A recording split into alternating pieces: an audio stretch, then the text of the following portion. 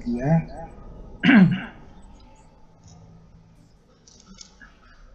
Saya mengucapkan selamat ya, Anda diterima di Fakultas Hukum Universitas Islam Mangkurat. Jadi selamat bergabung. Semoga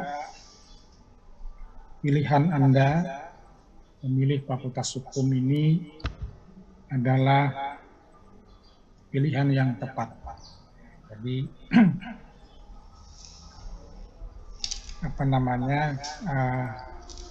bukan asal pilih ya, tapi memang benar-benar menjadi pilihan ya. Baik saudara-saudara mahasiswa yang berbahagia, saya mengingatkan dulu bahwa setiap kali perkuliahan jangan lupa mengabsen. Absennya tadi sudah saya buka. Karena absen itu nanti dihitung. Syarat untuk ujian akhir semester itu adalah 80% kehadiran. Jadi 80% kita menghadiri pertemuan perkuliahan dari jumlah pertemuan. Jadi kalau jumlah pertemuan kita 10, maka minimal kita hadir 8 kali. Pertemuan kita ini kurang lebih 16 kali. Nah, maka itu berapa itu kalau 80%? Ini sekitar ya 4 kali lah kalau dibulatakan boleh tidak hadir ya. Pokoknya 80% dari 16 kali pertemuan, nah, berapa itu kita? Mungkin kurang lebih 13 kali harus hadir. Nah, jadi jangan sampai lupa. Ya, karena kalau lupa tidak bisa diulang. Kalau diulang, ya harus diulang semua.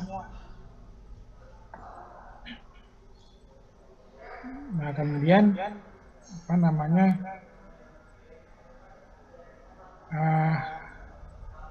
literatur nanti akan saya kirim dengan ketua kelas. Ya. Nanti bisa di-share dari ketua kelas di grup barangkali. Nah, ini adalah pertemuan kuliah kita yang kedua. Tadi pagi tadi kuliah apa? Adakah kuliah pagi tadi? Kuliah apa? Enggak ada, Pak. Enggak ada. Oh iya. Kali aja lah hari ini. Jadi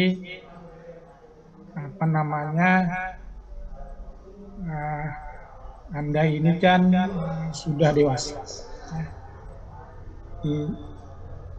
Apa maksudnya sudah dewasa? Maksud saya adalah maka cara belajar juga adalah cara orang dewasa. Nah, jadi orang dewasa itu belajar lebih banyak mandiri. Jadi jangan mengharapkan semata-mata dari pertemuan kita perkuliahan. Jadi Anda belajar sendiri, membaca, memahami ilmu-ilmu yang diajarkan di dalam perkuliahan kita. Jadi ilmu negara, pendidikan Pancasila, pengantar ilmu hukum, pengantar tata hukum. Jadi pengantar ilmu hukum itu penting sekali. Namanya juga pengantar. Jadi kita memasuki ke dalam ilmu hukum, nah kita harus paham dulu pengantarnya. Nah, jadi pengantar ilmu hukum itu banyak bukunya banyak bukunya yang dijual ya di toko-toko, banyak menjual buku pengantar ilmu hukum. Nah, maksudnya adalah kalau bisa dibeli, kemudian dipahami, dibaca, sampai Anda betul-betul paham. Karena tadi saya ulangi bahwa pintu gerbang kita di mempelajari hukum ini adalah di pengantar ilmu hukum. Nah, setelah pengantar ilmu hukum kan ada juga kuliah pengantar tata hukum. Nah, pengantar tata hukum Indonesia. Nah, ini juga menjadi dasar bagi kita paham tentang hukum, khususnya hukum di Indonesia. Jadi dua mata kuliah itu mata kuliah dasar sebagai pintu untuk masuk ke dalam gerbang ilmu hukum. Pengantar hukum Indonesia, kemudian pengantar tata hukum Indonesia. Nah, mata kuliah yang lain itu sebenarnya adalah pendalaman dari pengantar tata hukum Indonesia. Jadi sekali lagi Anda dikuati, dipahami benar-benar pengantar ilmu hukum dan pengantar tata hukum Indonesia, karena kuliah-kuliah yang lain itu adalah kelanjutan dari mata kuliah pengantar tata hukum. Jadi di dalam pengantar tata hukum itu Anda dikenalkan semua peraturan-peraturan yang berlaku di Indonesia. Kemudian nanti akan dilanjutkan pendalamannya pada mata kuliah yang lain. Nah, demikian juga di dalam belajar hukum ini, Anda belajar mata kuliah ini, mata kuliah itu, nanti Anda lah yang menyatukannya, sehingga Anda memperoleh pengetahuan yang bulat. Jadi pada hakikatnya ilmu hukum itu satu kesatuan. Tadi sudah saya sebutkan, nanti Anda sendiri yang menyatukannya. Oh ini di sini, oh ini. Nah, jadi nanti sebagai sarjana hukum, nanti setelah Anda lulus, yang mudah-mudahan sesuai target itu sekitar 4 tahun, 8 semester, nah Anda sudah memiliki pemahaman yang utuh. Apa itu hukum, kenapa ada hukum, apa tujuan hukum, apa saja keterampilan hukum, apa saja keahlian hukum, dan lain-lain sebagainya. Jadi supaya nanti ketika kita sudah lulus, kita benar-benar orang yang paham secara keilmuan, siap juga secara keterampilan. Dan tujuan akhir kita, Anda kuliah di Fakultas Hukum ini kan memahami tentang hukum, kemudian memiliki keahlian yang terkait dengan hukum. Karena itu nanti diperlukan dalam profesi-profesi yang berkaitan dengan hukum. Ada profesi hakim, ada profesi jaksa, ada profesi advokat, ada profesi konsultan hukum, ada konsultan profesi biro hukum, notaris, dan lain sebagainya.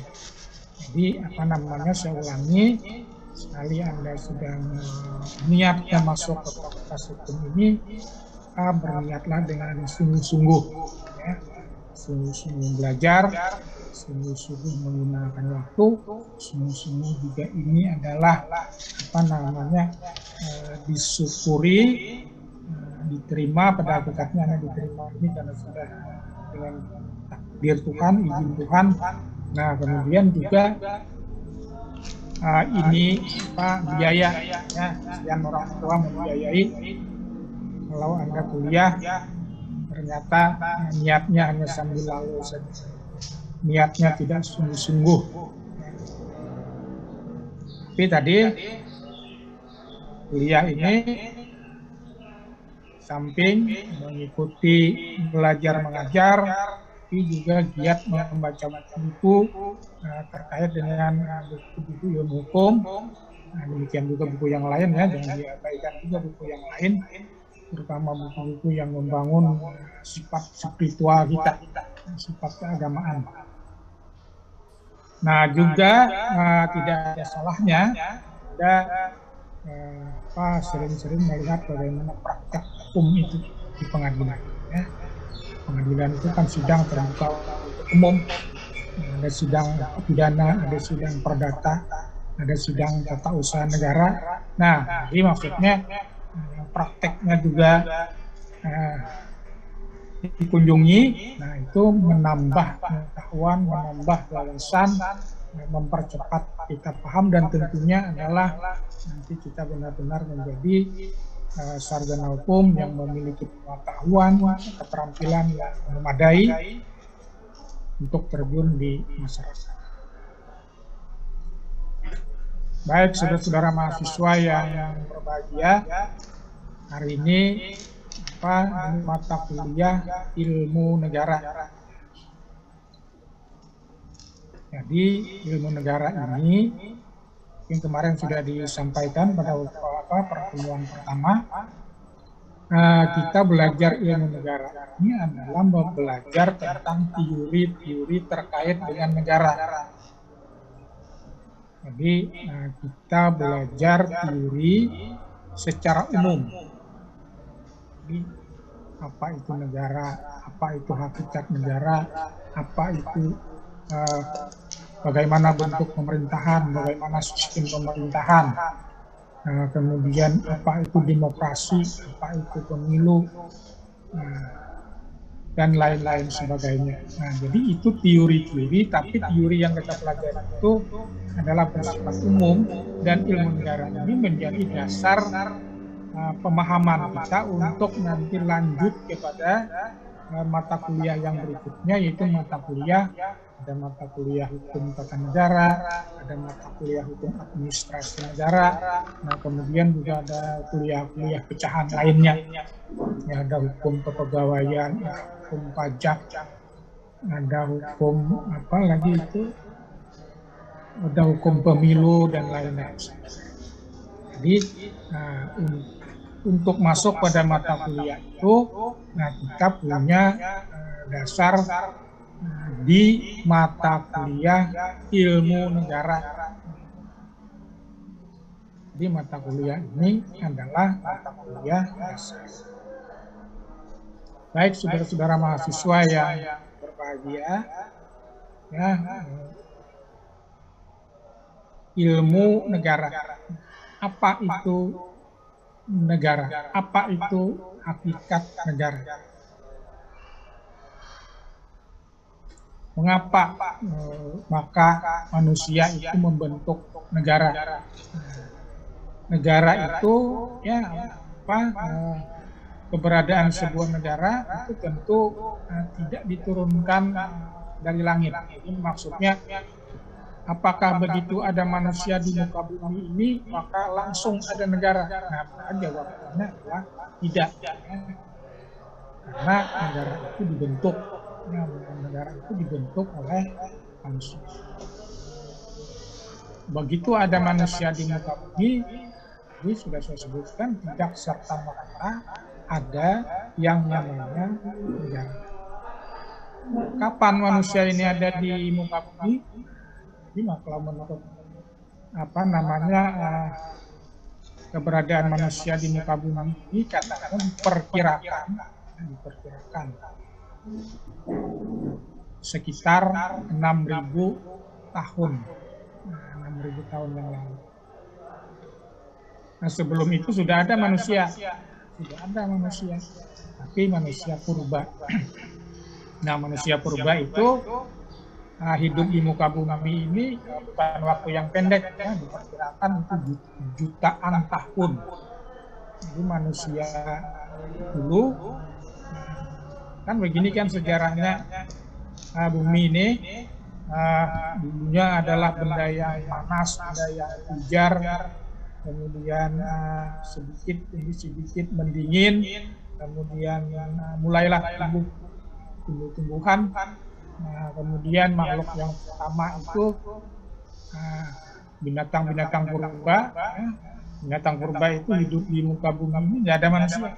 Itu kan sejarahnya. Nah, habis itu binatang purba ini dipunahkan oleh Tuhan, diturun manusia purba. Ya.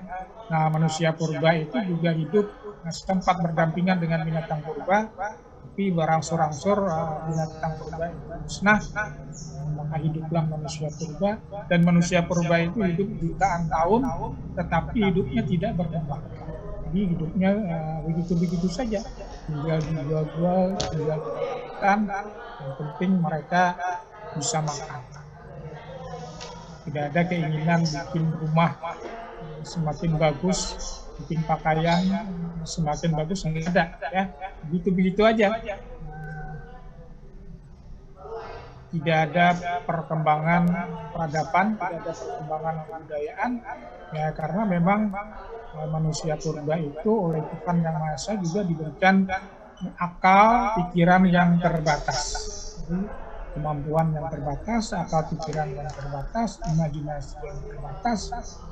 Sehingga mereka mungkin ya kurang lebih seperti binatang juga, karena tidak ada keinginan untuk membangun sebuah peradaban atau kebudayaan. Nah, sehingga kehidupan binatang purba itu seperti itulah berlangsung, dan konon kabarnya sangat lama sekali, jutaan tahun. Sekarang ini kan ditemukan fosil manusia purba sekian juta tahun yang lalu. Nah, kemudian yang berikutnya adalah akhir manusia yang seperti kita ini, manusia yang berakal pikiran, dan konon tadi cabangnya kurang lebih 6 tahun. Karena tidak ada orang yang tahu, ya, Nabi Adam, katakanlah Nabi Adam manusia berakal pertama yang diturunkan Tuhan ke muka bumi, tapi tahunnya kan tidak ada pasti kapan Nabi Adam turun ke muka bumi, karena tidak ada catatan tahunnya. Nah, diperkirakan tadi 6.000 tahun, ya, katakanlah itu benar. Jadi apakah setelah manusia pertama ada di muka bumi, katakanlah Adam yang pertama diturunkan Tuhan ke muka bumi, Adam dan Hawa, ada negara? Jadi negara tidak ada, ya, tidak serta-merta. Tetapi Anda tahu kan, sifat manusia itu adalah apa yang dikatakan oleh dalam bahasa Latin itu John Politikon. Aristoteles mengatakan manusia itu adalah makhluk sosial. John Politikon, makhluk yang bermasyarakat. Jadi apa maksudnya manusia itu sebagai makhluk sosial atau makhluk yang bermasyarakat? Maksudnya adalah manusia itu dalam memenuhi hidup dan kehidupannya, dalam memenuhi kebutuhan hidupnya, tidak bisa seorang diri, tetapi harus bekerja sama antar manusia, antar individu, antar kelompok masyarakat. Nah, jadi kebutuhan hidup manusia sudah didesain oleh Sang Pencipta, tidak bisa hidup seorang diri tanpa tidak bekerja sama, atau harus bekerja sama dengan orang lain. Manusia itu kan diturunkan Tuhan ke muka bumi ini, banyak kebutuhannya, banyak keperluannya, tetapi kebutuhan dan keperluan itu tidak disediakan oleh Tuhan, ya, tidak disediakan bahan jatah, tidak disediakan oleh Tuhan hanya bahan-bahan mentahnya saja. Nah, karena itu manusia harus menindaklanjuti, mengolah bahan-bahan yang disediakan oleh Tuhan di alam atau di bumi ini. Nah, jadi maksudnya begini, kita ini butuh butuh pakaian, kita ini membutuhkan sepatu, kita membutuhkan topi, pakaian supaya jangan kepanasan, supaya jangan kedinginan, sandal, sepatu supaya jangan sakit berjalan. Demikian juga dari segi estetik, ya, supaya bagus dipandang, supaya indah dipandang. Nah, tapi kebutuhan-kebutuhan itu tidak serta-merta ada. Nah, demikian juga tentang makanan. Jadi kalau Anda makan sepiring nasi, kan ada nasi, ada lauk pauk, ada piring, dan lain-lain sebagainya. Nah, itu memerlukan banyak sekali kerjasama antar manusia. Nah, itu contohnya, ini yang dimaksud dengan Aristoteles, bahwa manusia itu adalah makhluk sosial. Maksudnya adalah, tadi saya ulangi, tidak bisa hidup seorang diri, tidak bisa tanpa bekerja sama dengan orang lain, atau dengan kata lain, harus take and give, harus saling bekerja sama, baik antar individu maupun antar masyarakat. Nah, jadi kita ini dalam memenuhi kebutuhan ini harus bekerja sama. Nah, kalau tidak, kebutuhan hidup tidak bisa dipenuhi. Jadi makhluk hidup itu yang pertama adalah dalam rangka memenuhi kebutuhan hidupnya, mereka harus berekonomi. Apa itu berekonomi? Bekerja, berusaha memenuhi kebutuhan hidupnya dengan mengolah bahan yang disediakan alam, kemudian bahan-bahan yang disediakan oleh alam itu saling take and give, saling memberi dan saling menerima, saling bertukar dengan orang lain. Jadi maksudnya kalau ada orang bekerja mencari ikan, banyak ikannya, ada orang bekerja menanam padi, banyak padinya, banyak berasnya. Nah, kemudian ada orang bekerja lagi kebun, banyak buahnya. Nah, tentu petani membutuhkan ikan, kebun membutuhkan beras, apalagi nelayan membutuhkan beras, membutuhkan buah. Nah, mereka saling bertukar, sehingga masing-masing tadi, petani punya beras, punya ikan, punya buah, apalagi nelayan punya ikan, punya beras, punya buah, orang yang berkebun juga demikian, punya beras, punya ikan, punya buah. Nah, untuk saling memenuhi ini mereka harus bertukar. Kalau dulu itu orang bertukar uang ya, kalau di masyarakat zaman dulu bertukar dengan cara barter, jadi dengan cara natural. Ikan ditukar dengan beras, buah ditukar dengan misalnya. Itu maksudnya bahwa dalam memenuhi kebutuhan hidup, orang harus berekonomi, kemudian saling ditukar-tukarkan. Kalau istilah sekarang itu adalah berjual beli.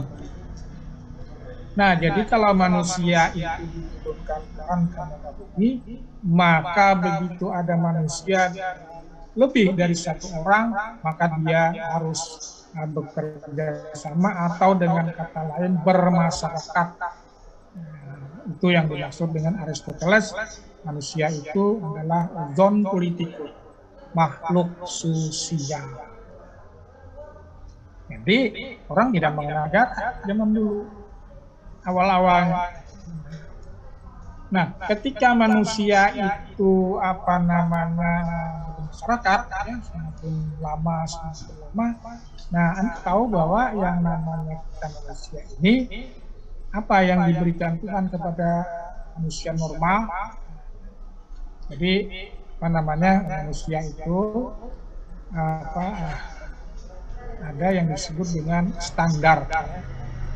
Jadi manusia standar itu dia punya akal pikiran normal. Ada juga manusia yang tidak standar, standarnya di atas, orang-orang jenius, ya, itu bisa dihitung dengan jari. Namun pada umumnya kita umat manusia itu adalah manusia standar, manusia yang sudah diberi akal pikiran, yang diberikan oleh Tuhan, yang dianggap itu mampu untuk mengatasi persoalan-persoalan hidupnya. Kita juga diberkati oleh Tuhan tentang nilai kebajikan, hal-hal yang bermanfaat. Nah, mungkin Anda juga tahu bahwa ada pendapat bahwa manusia itu adalah binatang yang berpikir. Apa maksudnya binatang yang berpikir? Nah, jadi kelebihan kita ini dibandingkan dengan binatang, hanya kita diberikan akal pikiran dan nilai. Kita mampu merasakan yang terbaik, yang baik, yang buruk itu yang mana. Itu kan sudah diberkati Tuhan kepada kita. Jadi dengan kata lain manusia itu mengenal nilai dibandingkan dengan binatang. Tetapi ya ini sekalipun manusia diberkati oleh Tuhan tentang pikiran, hati nurani dan nilai, dalam prakteknya bermasyarakat ada saja orang yang tidak memperhatikan tentang kebajikan, tidak memperhatikan tentang nilai. Yang penting gua, yang penting gua, yang penting aku, ya, ego. Nah, kalau sudah yang penting aku, maka rambu-rambu nilai yang dia tahu itu tidak baik ya dilanggar juga. Yang dia tahu bahwa itu perbuatan merugikan orang lain ya dilanggar juga. Nah, karena tadi yang penting aku, ya, kalau binatang itu kan sifatnya yang penting aku. Ya, tadi binatang itu kan apa? Yang penting gua kenyang, lo nggak penting. Ya, kita lihat di hutan mana tuh di marga satwa nasional di Afrika itu kan kehidupan binatang di taman nasional di rimba itu ya siapa yang kuat siapa yang menang, tidak ada tidak berlaku nilai karena memang binatang tidak diberitahukan tentang nilai. Biar istri dibunuh orang, biar suami dibunuh orang, biar anak-anak orang nggak apa-apa. Nah kalau manusia kan tentu itu adalah sangat menyayat perasaan, ya. Anak dibunuh orang atau anak diambil orang dan lain-lain sebagainya. Tetapi itu dalam praktek kehidupan bisa saja terjadi. Kita lihat di televisi, bunuh pacar, bunuh suami, bunuh istri, bunuh teman. Ya kan di YouTube kan sering kan seorang pria dibunuh istri. Ya kalau di YouTube itu kenapa? Apakah mereka tidak diberkati tentang nilai? Tahu saja, tapi karena ego, karena emosi dan lain-lain sebagainya sudah mengindahkan nilai-nilai yang sesungguhnya dia dalam hati nuraninya itu, ya. Jadi jangan kalau manusia normal semuanya tahu. Kalau orang membunuh pacar, membunuh suami, membunuh istri, membunuh anak, membunuh paman, membunuh abah, membunuh mama, merampok harta orang, menganiaya orang, menculik orang, hatinya tidak tahu bahwa itu itu adalah menyakitkan, itu tidak bernilai, tahu sama seperti itu, tapi dia tidak mengindahkan karena didorong oleh faktor-faktor lain yang lebih kuat. Nah, demikian juga terkait dengan kehidupan masyarakat, orang dalam memenuhi kebutuhan hidup ini harus bekerja sama, harus berjual beli. Maka terjadilah yang namanya pasar, ya kan? Pasar itu tempat berjual beli. Nah, kemudian orang mengenal alat tukar, uang. Nah, dalam melakukan aktivitas bisnis dengan inilah maka diperlukanlah perangkat yang namanya harus jangan merugikan, harus sama-sama untung. Orang jual beli barang, orang berjual beli barang, ya harus sama-sama untung. Orang mengerjakan sesuatu ya harus dibayar dan lain-lain sebagainya. Nah, supaya ada jaminan dalam melakukan interaksi sosial, dalam melakukan kegiatan-kegiatan ekonomi itu, apa yang diperlukan supaya ada jaminan? Nah, diperlukanlah yang namanya aturan. Kalau saya jual ini, misalnya si A jual kayu, nah saya harus dapat uang. Maka harus dapat uang itu harus ada aturannya, jual beli. Orang tidak boleh orang ingin kayu bikin rumah. Kalau seenaknya saja mengambil punya orang, kalau capek-capek cari-cari di hutan, bikin papan, kemudian si A ingin bangun rumah, lalu ambil saja. Nah itu kan tidak boleh begitu, ya. Harus dihargai. Demikian juga orang capek-capek jadi petani, jadi nelayan, mau beras, mau ikan, ya ambil saja. Nah itu kan kalau diambil itu tentu menyayat hati orang, merugikan orang. Nah maka kan harus ditukar. Ambil kayu orang harus ditukar dengan apa? Ambil beras orang harus ditukar dengan apa? Ambil ikan orang harus ditukar dengan apa? Nah kalau dulu itu barter, kalau zaman masyarakat yang sudah modern, itu uang, ya, kapan uang itu ada, kita tidak tahu sejarah uang pertama itu kapan. Di uang itu, uang zaman dulu itu adalah uang berbentuk emas.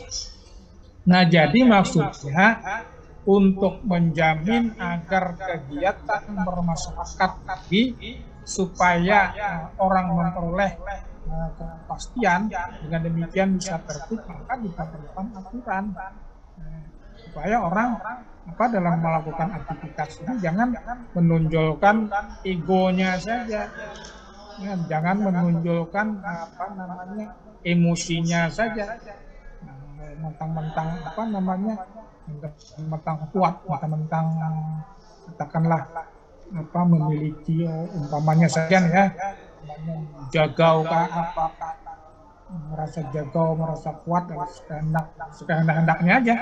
Nah, tidak boleh sekehendak-hendaknya, ada aturan.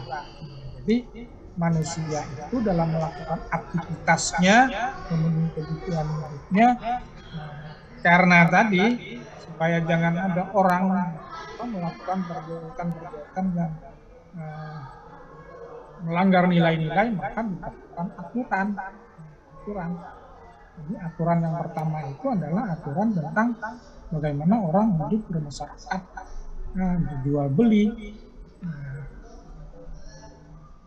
Nah, persoalannya adalah sudah ada aturan, sudah ada panduan, sudah ada tuntunan misalnya, apa yang tidak boleh, apa yang boleh dilakukan. Nah kemudian kalau ada yang melanggar sesuatu yang disepakati tidak boleh, masyarakat misalnya membuat aturan bersepakat tidak boleh merampas punya orang, tidak boleh menganiaya orang. Lalu kemudian ada orang yang melakukan melanggar, menganiaya orang, merampas hak orang, padahal itu sudah disepakati tidak dibolehkan. Nah, bagaimana persoalannya kalau ada banyak? Nah, untuk menghindari agar orang tidak melakukan hal-hal yang tidak bernilai itu kan harus ada sanksi.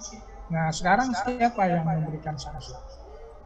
Jika ada orang yang dalam perilakunya melanggar nilai, jual beli tidak bayar, jual beli buat perjanjian menipu, kemudian dan lain-lain sebagainya. Nah, bagaimana agar orang ini takut ya, tidak melakukan hal-hal yang dilarang? Nah, maka diperlukanlah harus ada orang kuat. Harus ada orang kuat yang bisa memaksakan, kamu harus taat. Kalau tidak taat, kamu akan saya beri sanksi penjara. Kamu kalau tidak taat, kamu kalau melakukan ini akan saya potong lehermu, hukum mati misal.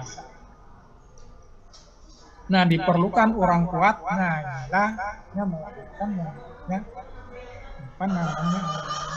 kalau zaman dulu itu kan raja inilah yang melindungi masyarakat. Jadi dengan adanya raja itu merasa terlindungi, masyarakat dalam melakukan aktivitas ekonominya merasa aman, merasa tertib karena ada orang kuat. Orang kuat baik agar raja yang akan menangkap, memberi sanksi terhadap orang-orang yang aktivitasnya itu merugikan orang lain. Dengan kata lain, masyarakat itu adalah memerlukan aturan aturan untuk penegakannya memerlukan penguasa atau memerlukan negara. Nah, itu yang bisa saya sampaikan. Jadi negara itu diperlukan ya, supaya orang bisa melakukan aktivitas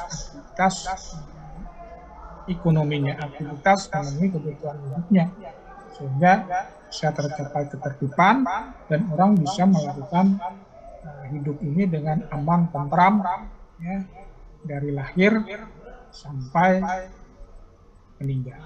Nah, kan harapannya itu begitu. Nah, itu gambaran umum ya, apa negara itu hadir, apa negara itu diperlukan oleh masyarakat. Nah, saudara mahasiswa yang berbahagia, jadi negara itu, istilah negara itu berasal dari bahasa Jawa, bahasa Sanskerta. Raja itu apa? Kalau diartikan bahasa Indonesia, artinya ada bukan. Negara itu kalau diartikan dalam bahasa Indonesia adalah kekuasaan atau raja. Nah, jadi raja atau kekuasaan. Nah, maksudnya sama aja. Raja itu penguasa, penguasa itu raja. Nah, jadi Anda tahu kan? Jadi kenapa? Maka kita umat manusia ini membutuhkan hukum, membutuhkan aturan, membutuhkan negara. Dulu negara itu adalah namanya kerajaan, dipimpin oleh seorang raja. Baik saudara-saudara mahasiswa yang berbahagia, kita membicarakan hakikat negara ya, secara teori. Bisa share ya.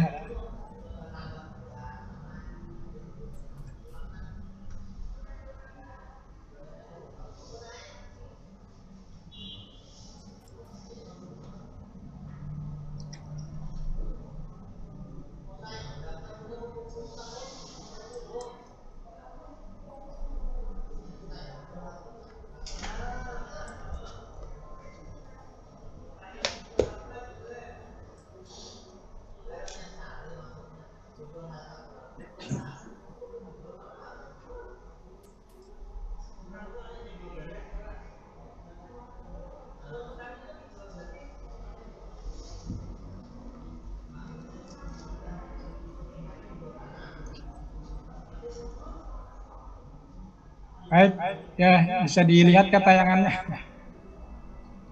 Bisa, Pak. Ya. Jadi apa namanya? Ini kita kutip beberapa pendapat ya dari filosof Yunani kuno. Ada dari Aristoteles, ada Plato, ada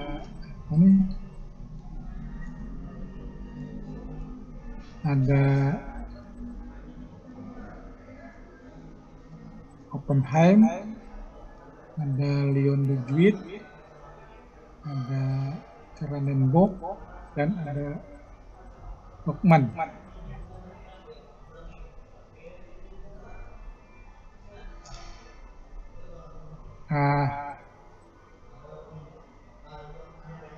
Yang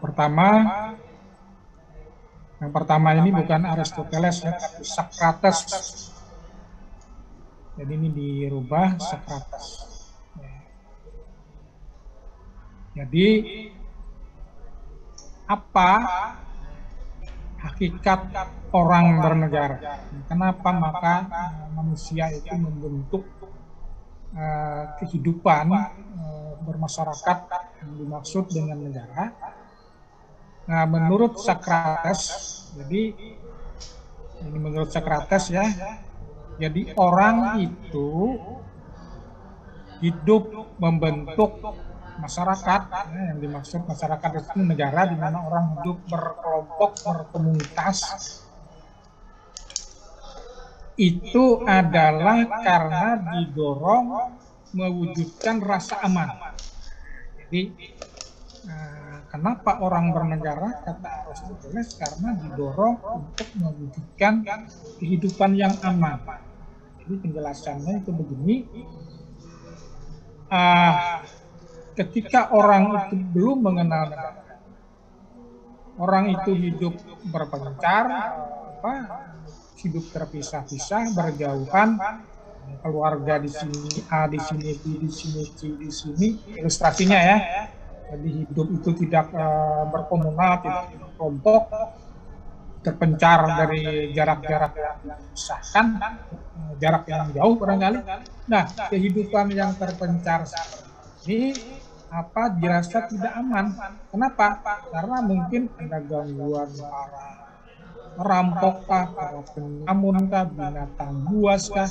Karena kan kalau hidup itu sendiri-sendiri tentu mudah misalnya ada penyamun untuk melakukan mengganggu keamanan, mengambil barang, mencuri dan lain sebagainya, karena tidak memiliki kekuatan. Nah, karena kehidupan yang berpencar-pencar itu dirasa tidak aman, maka lalu orang itu hidup berkelompok, berkumpul, berdekatan mungkin di tepi pantai, di gunung, di mana di pulau, lalu membentuk kehidupan di sana, saling bertukar, untuk pasar dan lain sebagainya, dengan hidup berkelompok, orang banyak di sana, saling take and give, saling memberi, saling menerima. Nah, sehingga kalau ada persoalan-persoalan yang dihadapi, katakanlah persoalan ada penyamun, ada perampok, ada binatang buas, sehingga bisa dihadapi secara bersama-sama dengan banyak orang. Nah, jadi menurut hakikatnya, menurut Socrates, kenapa orang hidup bernegara, didorong untuk mewujudkan keamanan. Dengan rasa aman itu, maka orang bisa melakukan aktivitas kegiatan kehidupan sehari-hari. Jadi kalau umpama tadi diilustrasikan hidup terpencar, hidup terpisah, terjauhkan, saling tolong, saling membantu, itu susah karena jaraknya jauh. Nah, itu kan dirasa tidak aman. Jangan-jangan nanti saya turun ke laut dihadang. Jangan-jangan nanti saya turun ke sawah dihadang. Jangan-jangan saya turun ke kebun dihadang. Nah, kan jadi orang menjadi sulit dalam memenuhi kebutuhan, sulit dalam melakukan aktivitas ekonominya. Nah, padahal orang melakukan aktivitas ekonominya itu kan tidak bisa dihindari. Harus melakukan kegiatan aktivitas ekonomi. Harus melakukan kegiatan memenuhi kebutuhan hidupnya. Yang bertani kah, yang berkebun kah, yang bernelayan kah, kemudian menukar jual belikan. Jadi karena itu dirasa tidak aman, ulang, bagaimana supaya aman? Lalu mereka hidup berkelompok, hidup berdekatan. Jadilah desa, jadilah masyarakat, jadilah kota. Ya, lama-kelamaan terbentuklah pasar dan lain-lain. Jadi orang bernegara itu didorong untuk terwujudnya keamanan. Tanpa keamanan, kenapa maka harus memilih keamanan? Kenapa manusia itu mencari keamanan? Tanpa ada keamanan, tadi tidak bisa orang melakukan aktivitas hidup dan kehidupannya dalam rangka memenuhi kebutuhan hidupnya. Nah, keamanan itu sangat penting, ya. Misalnya Anda bisa lihat di negara yang sekarang sedang kacau balau di Suriah. Hari-hari ada bom meledak, kemudian listrik tidak nyala, rumah sakit tidak buka, ledeng tidak jalan, itu tidak aman. Karena ada siapa lawan, siapa musuh, itu kadang sulit ditebak. Sehingga hari ini berdampingan, hari ini sama-sama melakukan di suatu tempat, keluar dari suatu tempat dilemparkanlah gerakan. Nah itu suasana yang tidak bisa orang melakukan aktivitas ekonominya. Jadi itu contoh saja ya suatu hal tidak aman. Nah, jadi kembali kita ke pendapatnya Socrates ini, bahwa orang membentuk masyarakat, membentuk negara itu didorong karena ingin mewujudkan keamanan. Nah, sedikit kalau kita menyimpang, apakah sampai sekarang hakikat negara itu dalam rangka mewujudkan keamanan? Ya, sampai sekarang. Jadi kalau kita lihat umpamanya Undang-Undang Dasar Negara Republik Indonesia, pembukaan Undang-Undang Dasar Negara Republik Indonesia. Apa bunyi pembukaan Undang-Undang Dasar Negara Republik Indonesia? Di alinea keempat itu kan disebutkan, kemudian daripada itu untuk membentuk suatu pemerintahan negara Indonesia yang melindungi segenap bangsa Indonesia dan seluruh tumpah darah Indonesia. Nah, apa yang ingin saya sampaikan, bahwa tujuan negara Indonesia ini adalah melindungi segenap bangsa Indonesia. Artinya adalah dengan melalui negara ini ingin mewujudkan keamanan, mewujudkan ketertiban, menegakkan keadilan. Jadi hakikat negara adalah agar terwujud keamanan, itu sampai sekarang masih relevan. Jadi itu yang pertama. Kenapa terbentuk negara? Supaya terwujud keamanan. Kenapa harus supaya aman? Nah, dengan aman, warga negara, masyarakat bisa melakukan aktivitas ekonominya. Dengan melakukan aktivitas ekonominya, maka orang bisa melalui kehidupan dengan tertib dan bisa berlangsung tanpa ada gangguan dan ya. Kita sebagai manusia ini kan tidak bisa berdiam diri di rumah saja. Tidak bisa kita tidur saja 24 jam, ya kan? Kenapa tidak bisa? Nah, sudah menjadi desain tubuh manusia itu kan, setiap hari ini minimal makan 2 kali. Ya. Anda makan pagi misalnya sarapan, siang makan, malam makan mungkin. Nah, bagaimana Anda mau makan kalau tidak punya beras? Nah, itu Anda bayangkan mau makan, lapar, berasnya ada.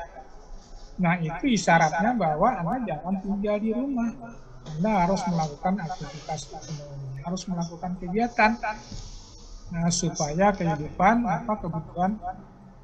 kebutuhan kita sehari-hari itu bisa terpenuhi. Nah, itu tadi maksudnya tidak bisa tidak, kita harus berinteraksi dengan sesama manusia, berinteraksi dengan alam dalam rangka untuk memenuhi kebutuhan hidup. Kemudian pendapat yang kedua ini dari Plato. Dari Plato. Jadi maka orang itu bernegara? Nah, menurut Plato adalah karena masyarakat membutuhkan sebuah alat, sebuah instrumen, orang yang akan mengerjakan kepentingan masyarakat. Nah, jadi masyarakat itu kan membutuhkan misalnya orang yang menjaga keamanan. Siapa? Misalnya ada masyarakat, siapa orang yang menjaga keamanan? Kemudian siapa yang membuat aturan, kemudian siapa yang memberi sanksi, kemudian siapa yang bertugas membangun untuk kepentingan umum, ya kan?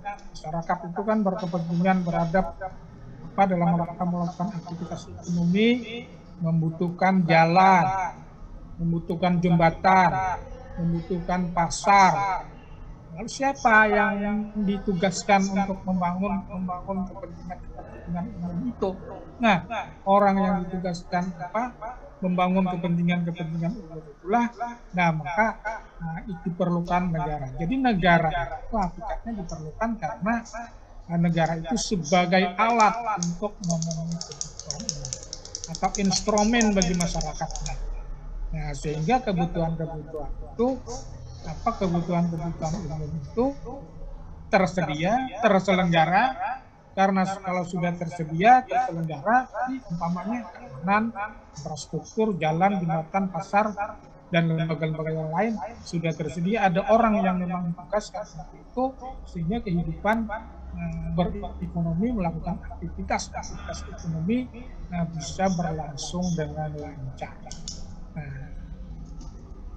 Nah, itu jadi hakikatnya adalah supaya ada orang yang mengatur dan mengurus kepentingan masyarakat. Diperlukanlah yang namanya negara. Nah, kemudian menurut yang ketiga, ini Aristoteles. Jadi kenapa maka masyarakat manusia itu membutuhkan negara, membentuk negara, membentuk masyarakat. Nah, karena tadi tadi sudah kita sebutkan bahwa manusia itu diberkati oleh Tuhan tentang nilai, tentang kebaikan. Nah, kebaikan itu ya harus diwujudkan dalam kehidupan. Namanya kebaikan itu misalnya ya, antara lain kebaikan itu tidak mengganggu orang, tidak menganiaya orang, tidak merampas harta orang, tidak menipu orang, berkata-kata yang baik, berkata-kata yang benar, berkata-kata tidak berdusta. Nah, pokoknya semua yang baik-baik ya. Kalau hidup sebuah masyarakat itu berdasarkan dan menjunjung nilai-nilai, maka kebahagiaan itu bisa terwujud. Jadi kalau dalam suatu masyarakat tertib, orangnya taat hukum, ya, taat aturan, tidak mengganggu orang, tidak mencuri punya orang, tidak menganiaya orang, kalau berkata yang baik-baik, berkata yang benar, tidak berbohong, tidak menipu, maka akan terwujud kehidupan yang tertib, kehidupan yang damai, dan akan terwujud adalah kebahagiaan. Jadi kalau orang hidup itu berdasarkan nilai, menjunjung nilai, tertib terhadap nilai, akan terwujudlah sebuah kebahagiaan. Jadi dalam bermasyarakat itu perlu sekali adanya tuntunan, nilai, aturan-aturan yang berdasarkan nilai dan itu ditaati. Kalau itu ditaati maka akan terwujudlah sebuah kebahagiaan.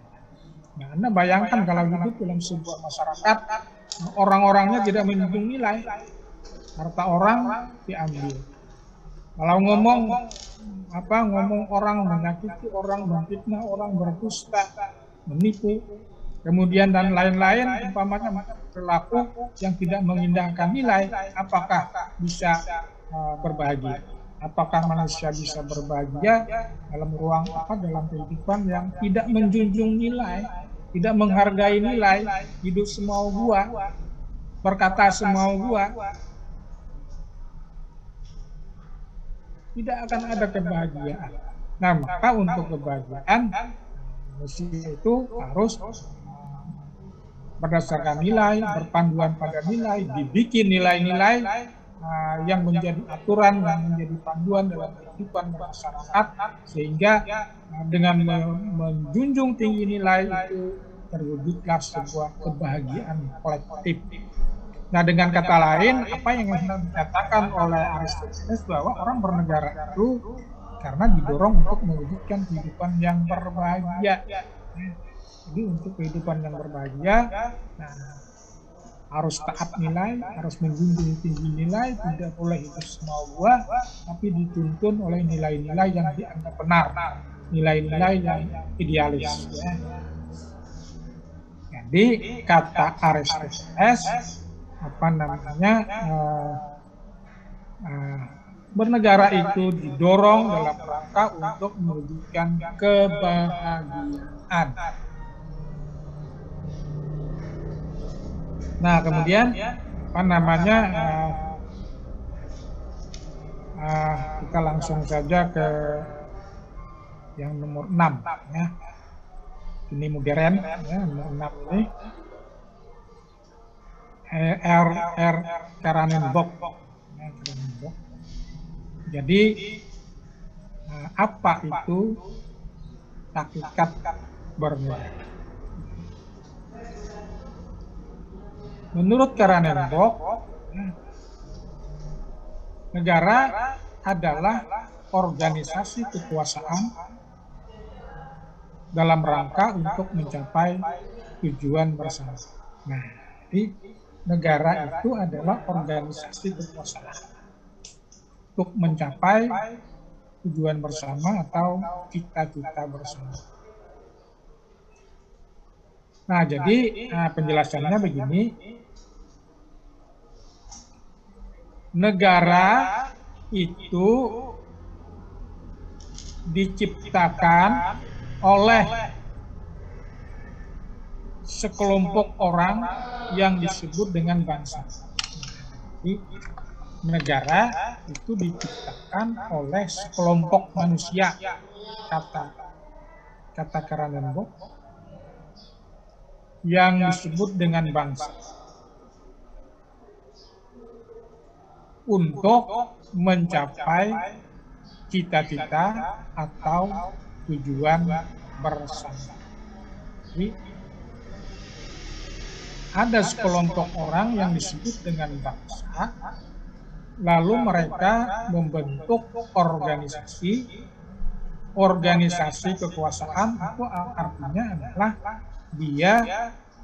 organisasi ini memiliki kekuasaan untuk membuat aturan, untuk membuat hukum, untuk menerapkan hukum, untuk memberikan sanksi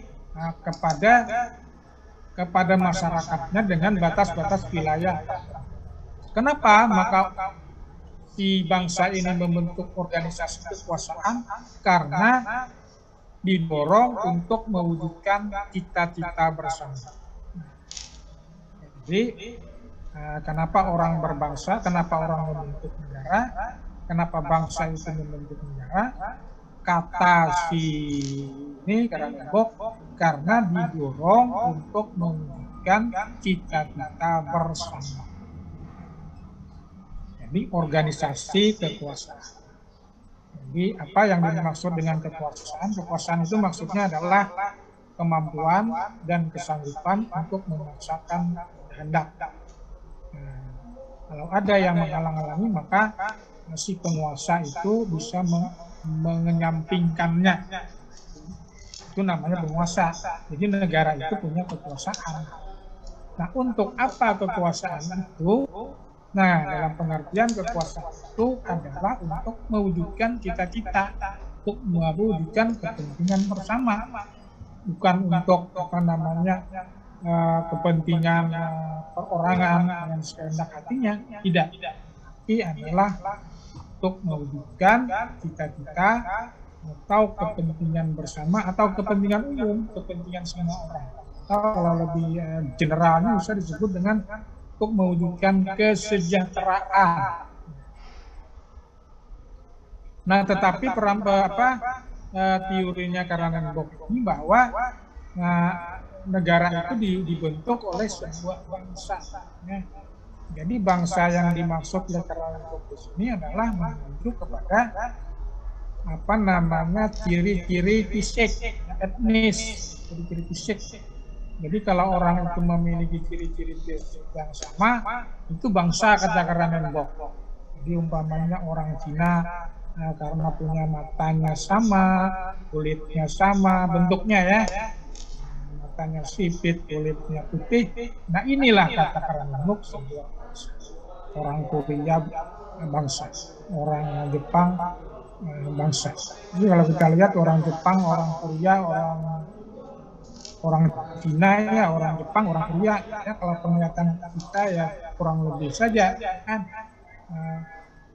Kalau saya tidak bisa membedakan, umpamanya dibandingkan 3 misalnya, ini ada orang Cina, Tiongkok, ini ada orang Jepang, ini ada orang Korea.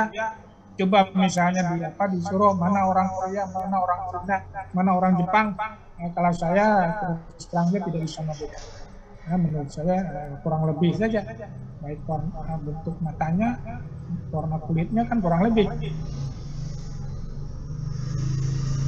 Nah, kata kelompok, negara itu dibentuk oleh bangsa yang dimaksudkan itu adalah orang-orang yang memiliki ciri-ciri fisik yang sama. Jadi apa namanya, ada negara Tiongkok, ada negara Jepang, ada negara Korea Utara. Nah, kemudian apa namanya, yang terakhir menurut Lokman, negara adalah organisasi kekuasaan. Negara adalah organisasi kekuasaan yang menyatukan beberapa kelompok manusia untuk mencapai cita-cita bersama atau untuk mencapai tujuan bersama atau katakanlah untuk mewujudkan kesejahteraan. Nah, jadi negara adalah organisasi kekuasaan. Ini apa arti kekuasaan sudah dijelaskan, yang dibentuk atau yang diciptakan oleh beberapa kelompok manusia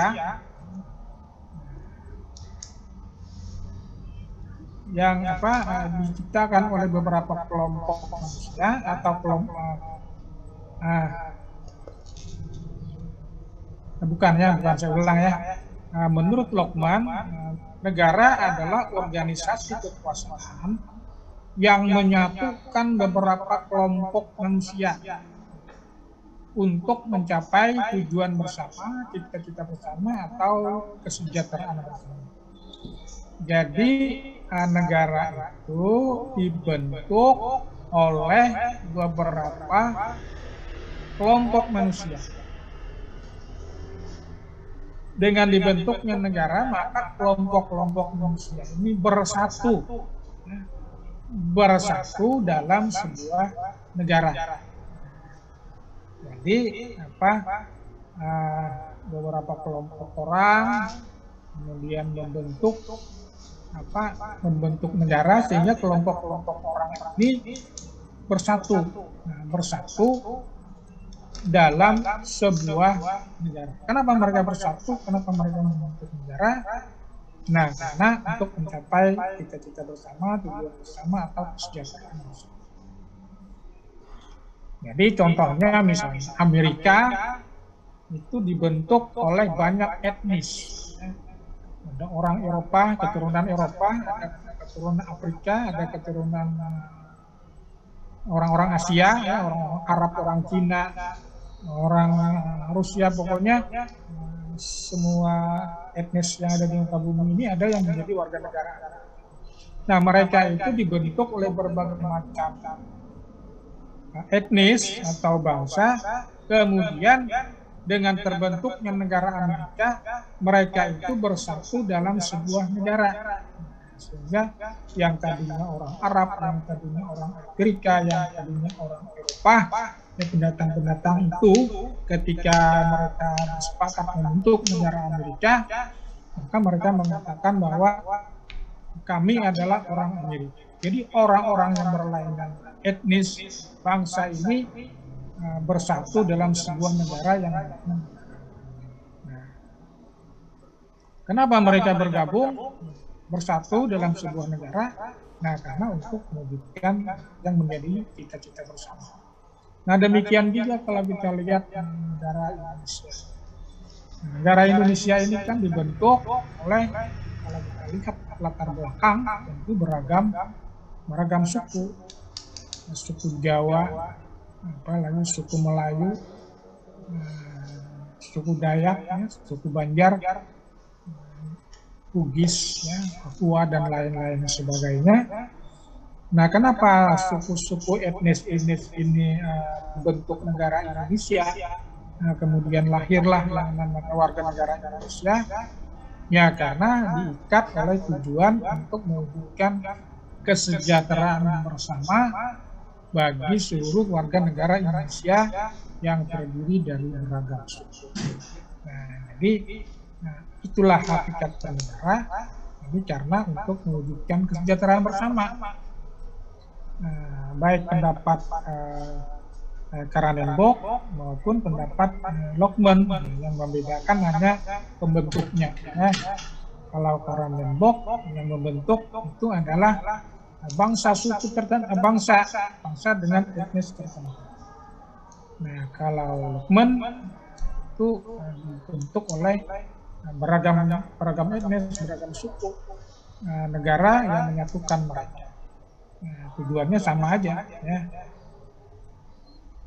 Jadi kalau misalnya teori Karnenbok kalau diterapkan dalam Indonesia kan nggak cocok, ya kan? Karena Indonesia ini dibentuk dari beragam etnis. Ada orang suku etnis Jawa, etnis katakanlah etnis Batak, etnis Melayu, etnis Dayak, etnis Bugis, dan lain-lain sebagainya. Nah, kalau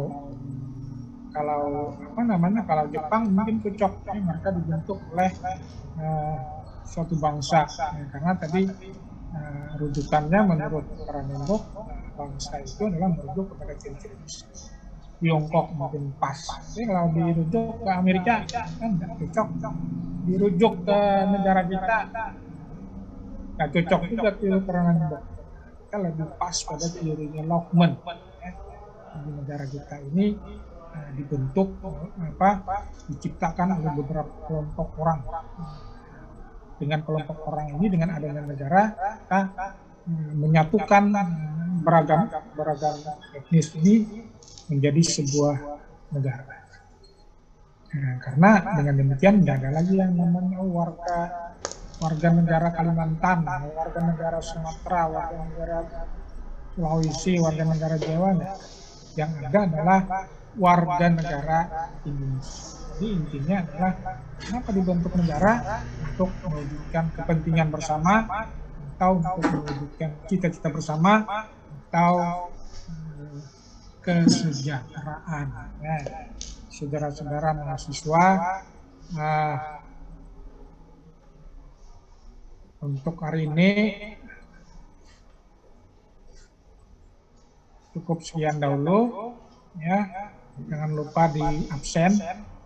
Nanti bahan-bahannya akan saya share dengan ketua kelas. Ya. Wabillahi taufiq wal hidayah. Assalamualaikum warahmatullahi wabarakatuh. Waalaikumsalam. Terima kasih, Pak. Banyak Pak.